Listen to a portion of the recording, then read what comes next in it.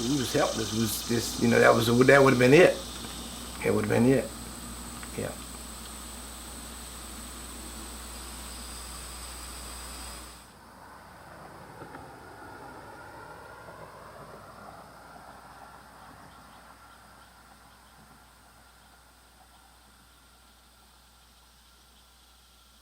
It was getting late in the afternoon, and then we was getting ready to go, getting ready to leave, and that's when it all started. I turned around and head back uphill, and I slipped and fell back in. I was just sitting there fishing, then next thing I see in the corner of my eye, I saw him fall in, and then I just took off. I tried to reach for him, and I slipped and fell in after him. He hollered Summer. He said, "Daddy, Summer fell in." And so I think he actually reached at him, but then he also fell. When he fell, so he fell in. I said, "Well, I'm going to jump in and save him, see what I can do. That's my next thing."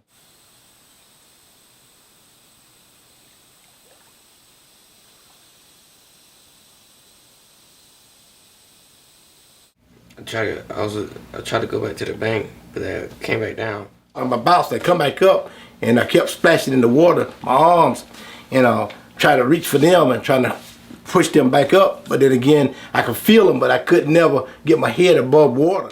So when I went back down the second time, I could tell then that the water had they went in my nose, my ears, and kind of got me kind of down. And the next thing I realized I felt like I was in just like in a deep sleep.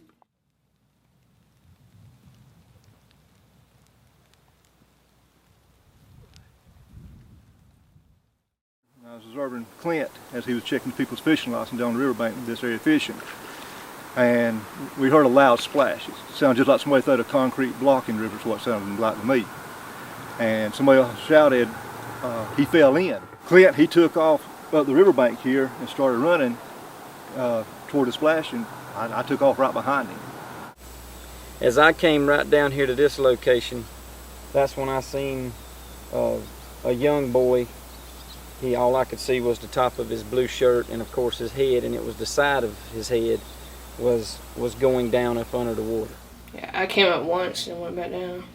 I swam out to grab the young boy, and when I got there he was completely up under the water, and I grabbed him, I believe, by his shirt and by his arm too, and just kind of helped him basically bobbed back up to the top of the surface.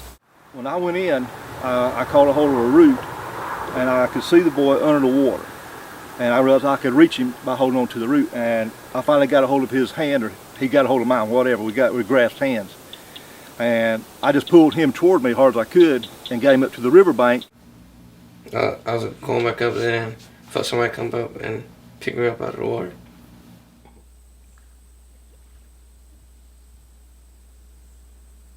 And as we were both up here to the edge, we could tell there was another swirl in the water.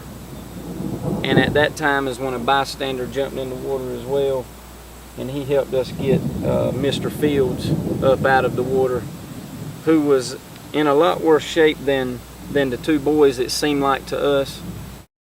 It's kind of terrifying, fight for something that you can't hold on to or grab, or you can't do nothing about it. Had my share of heartaches, I'm still here.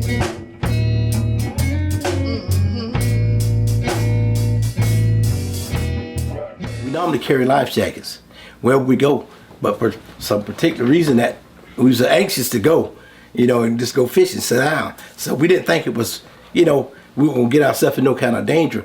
But I tell anybody from experience, regardless of that, please put them on. Please care. Put them on, regardless, because you'll never know. You'll never know. Everybody knows you're supposed to have a Coast Guard approved personal flotation device when you're in a boat on the rivers. But even if you're not going in a boat, it's a good idea to bring that item with you, because when people come to the river to fish or swim, they don't plan on drowning. And sometimes bad things do happen, and having that Coast Guard approved PFD with you could make the difference whether somebody goes home that day or don't go home from the river that day. It was just the grace of God that kept us. That's all I can say, So I'm just glad, and I'm overwhelmed about them. If I could see them, I would hug them and love them and tell them, you know, they saved our life. I think the Lord put us here for them, and we got them up, and we all went home, and it was a good day.